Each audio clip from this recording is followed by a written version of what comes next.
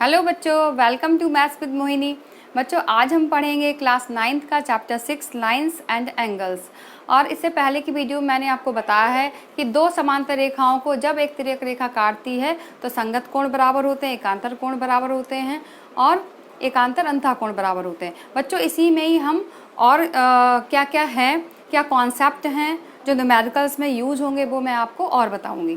ठीक है, तो जब दो रेखाएं कब कब समांतर होंगी, दो रेखाएं आपकी कब कब समांतर होंगी, तो उनको मैंने ये पॉइंट वाइज लिखा हुआ है। ये न्यूमेरिकल्स में पूछा जाता है कि ये गिवन है और दोनों रेखाओं को आप प्रूफ करें कि ये समांतर है। ठीक है, तो वन बाय वन हम लोग देख लेते हैं। बच्चों इससे पहले अगर आपने मेरे वीडियो को सब्सक्राइब नहीं किया है तो उसको सब्सक्राइब कर लें।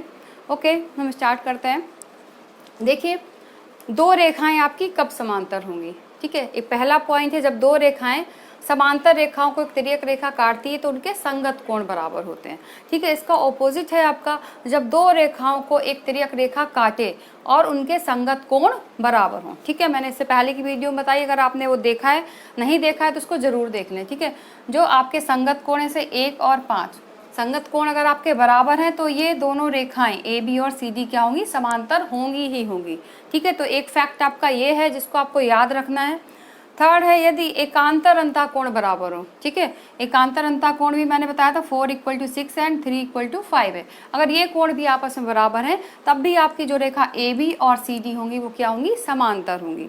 ठीक है, इसके बाद है, यदि तिर्यक रेखा के एक ही ओर के अंतः कोणों का योग 180 अंश हो, 180 अंश हो या संपूरक हो, सप्लीमेंट्री हो, तो दोनों रेखाएं क्या होती है, समांतर का चिन्ह लगाया हुआ है मैंने, साइन जो सिंबल है ये समांतर का है।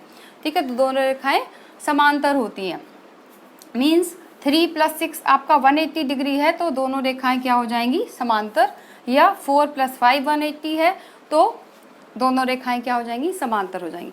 तो बच्चों ये आपके तथ्य थे, फैक्ट्स थे, जिनको आपको ध्यान में रखना है कि दोनों रेखाएं, जब हमें प्रूफ करने के लिए क्वेश्चंस में आएगा कि प्रूफ करिए कि ये दोनों रेखाएं क्या हैं, समांतर कब होंगी, तो आपको इन फैक्ट्स को, इन जो भी तथ्य हैं इनको आपको अपने माइंड में रखना पड़ेगा, इनको आपको एक तरीके से लर्न करना पड़ेगा। ओके, आई थिंक आपको ये क्लियर हो गया होगा। बच्चों इसके बाद कुछ ट्राइंगल से रिलेटेड प्रॉपर्टीज़ हैं कि किसी भी ट्राइंगल के इंटीरियर एंगल्स क्या होते हैं और एक्सटीरियर एंगल्स क्या होते हैं, उनके बारे में भी हम जान लेते हैं। तो देखिए बहुत ही इम्पॉर्टेंट है ज्योमेट्री में ये टॉपिक आपका, ये हमेशा आपका ज्योमेट्री में यूज़ होगा, मैथ्स में। ये जो फैक्ट्स होते हैं ज्योमेट्री के, एक किसी भी क्लास में आगे आपके यूज़ ज़रूर होते हैं।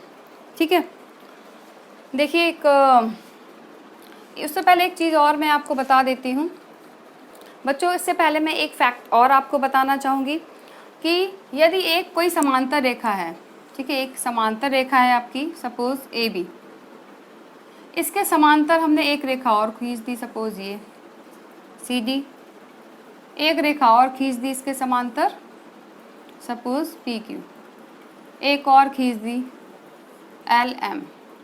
ठीक है, तो एक फैक्ट है आपका कि यदि एक रेखा के समांतर हम कई रेखाएं खींचें तो वो रेखाएं, ठीक है, आपस में क्या होंगी, समांतर होंगी। ठीक है, इस फैक्ट को भी आपको ध्यान में रखना कि अगर ए बी के समांतर मैंने सी डी खींचा है, पी क्यू खींचा है, एल एम खींचा है, तो एल एम किसके समांतर होगी, सी डी के, सी डी किसके समांतर होगी, पी क्यू। मतलब कुल मिलाकर के ये है, किसी एक रेखा के समांतर हम जितनी भी समांतर रेखाएं खींचेंगे वो सब आपस में क्या होंगी, समांतर होंगी। ठीक है, इस बात को आपको ध्यान में रखना है। इसके आगे मैं ट्राइंगल्स की कुछ प्रॉपर्टीज आपको बताऊंगी। वो बच्चों आपने प्रीवियस क्लासेस में भी पहले से ही पढ़ रखी हैं। एक ट्राइंगल ले लेते हैं हम, पी क्यू आर। ठीक है, टाइप्स ऑफ ट्राइंगल्स मैंने आपको बता दिए हैं। टाइप्स ऑफ ट्राइंगल्स, एक होता है आपका समबाहु त्रिभुज, इक्विलैटरल ट्राइंगल, जिसकी तीनों साइड्स क्या होती हैं, बराबर होती हैं। एक ऐसा ट्राइंगल जिसमें दो साइड्स बराबर होती हैं, वो होता है आपका समद्विबाहु त्रिभुज। ठीक है, और जिसकी एक भी साइड, जिस त्रिभुज की एक भी साइड आपकी बराबर ना होता वो होती है आपकी, वो होता है विषमबाहु त्रिभुज। ठीक है, यहाँ पर हम कुछ फैक्ट जानेंगे। अब ये ट्राइंगल है, इसके इंटीरियर एंगल्स क्या होंगे, अंतः कोण क्या होंगे, तो ये त्रिभुज के अंदर के जो कोण हैं वो होते हैं आपके अंतः कोण। ठीक है, इसको अगर हम 1 मान लें, इसको 2 मान लें, और इसको 3 मान लें, तो ये आपके क्या हो गए अंतःकोण। अब बाह्य कोण क्या होते हैं पहले समझ लेंगे। कोण 2 का एक्सटीरियर एंगल क्या होगा, तो हम इस लाइन को आगे बढ़ाएंगे, इस लाइन को आगे बढ़ाएंगे। इसके बाद इस वाली भुजा और इस वाली भुजा के साथ जो कोण बनेगा वो क्या हो जाएगा 2 का बहिष्कोण हो जाएगा। ठीक है, इसको हम ले लेते हैं 4। ठीक है, इसी तरह से 3 का बहिष्कोण अगर पूछेंगे तो इस रेखा को हम और आगे बढ़ा देंगे, तो ये वाला जो कोण बनेगा इसको हम 5 मान लेते हैं। जो 5 एंगल होगा ये वाला वो 3 का क्या हो जाएगा बहिष्कोण होगा। ठीक है, इसी तरह से 1 का बहिष्कोण निकालना है आपको, तो हम इस रेखा को आगे बढ़ाएंगे, तो ये वाला जो एंगल होगा आपका वो हो जाएगा इसका बहिष्कोण 4, 5, 6। आप इस लाइन को भी आगे बढ़ा करके ये वाला भी एंगल ले सकते थे। ठीक है, मैं इसमें शो कर देती हूँ, इस तरह से भी हो सकता है ये वाला एंगल। ठीक है, तो ये भी एंगल आपका हो जाएगा बहिष्कोण। ठीक है, तो इतना आपको समझ में आ गया है।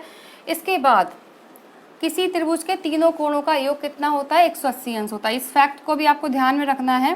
किसी भी त्रिभुज के ये एंगल 1 है plus angle 2 plus angle 3 equal to 180। तो छोटी क्लासेस से आप पढ़ते चले आ रहे हैं। किसी त्रिभुज के तीनों अंतःकोणों का योग जो होता है 180 डिग्री होता है, और ये बहुत ही यूज होगा क्वेश्चंस में। ठीक है, इसके बाद आपको बहिष्कोण भी समझ में आ गए। अब हम जानेंगे कि अंतःकोण और बहिष्कोण में क्या रिलेशनशिप होती है, क्या संबंध होता है, वो भी बहुत इंपॉर्टेंट है। तो यहाँ पे सेकंड पॉइंट आपका आएगा कि किसी त्रिभुज के अंतःकोण एवं बहिष्कोण में क्या रिलेशनशिप होती है। बहिष्कोण में संबंध क्या होता है। ठीक है, ये बहुत ही इंपॉर्टेंट है। ठीक है, देखिए, तो जैसे मुझे यहाँ पर निकालना है, ये बहिष्कोण है आपका 4। ध्यान से देखेंगे बच्चों, ये जो 4 है एंगल 4 है, ये किसके बराबर होगा, तो हमें ऐसे याद रखना किसी भी ट्राइंगल में जो बहिष्कोण है उसका जो मान होता है इस कोण से दूर जो आपके एंगल्स होंगे, इस कोण से दूर के जो अंतःकोण होंगे उनके योग के बराबर होता है। ठीक है, तो यहाँ पर एंगल 4 है, इसका मान जो होगा इससे दूर आपका एक एंगल 1 है और एक एंगल 3 है। बहिष्कोण नहीं लेना है, अंतःकोण लेना है। ठीक है, तो ये बराबर हो जाएगा एंगल 1 और प्लस एंगल 3। इसको इक्वेशन फर्स्ट डाल देंगे। इसी तरह से अगर हमें एंगल 5 निकालना है तो क्या हो जाएगा, 5 से दूर अंतःकोण कौन से 1 और 2, इन दोनों के सम के इक्वल हो जाएगा। तो एंगल 5 ये हो जाएगा एंगल 1 और प्लस एंगल 2। ठीक है, इसी तरह से अगर आपको ये वाला एंगल निकालना है, ये बहिष्कोण पता लगाना है, तो एंगल 6 हो जाएगा। इससे दूर के अंतःकोण 2 और 3 के योग के बराबर, तो एंगल 2 और प्लस एंगल 3, तो इक्वेशन नंबर 3। इस तरह से हम ये फाइंड आउट कर सकते हैं, क्योंकि ये आपकी एक्सरसाइज में आपको ये सॉल्व करना पड़ेगा। ओके बच्चों, आई थिंक आपको क्लियर हो गया होगा। बच्चों, अगर आपको मेरा वीडियो अच्छा लगा हो तो उसको लाइक शेयर करना ना भूलें और मेरे चैनल को सब्सक्राइब कर लें। Thank you.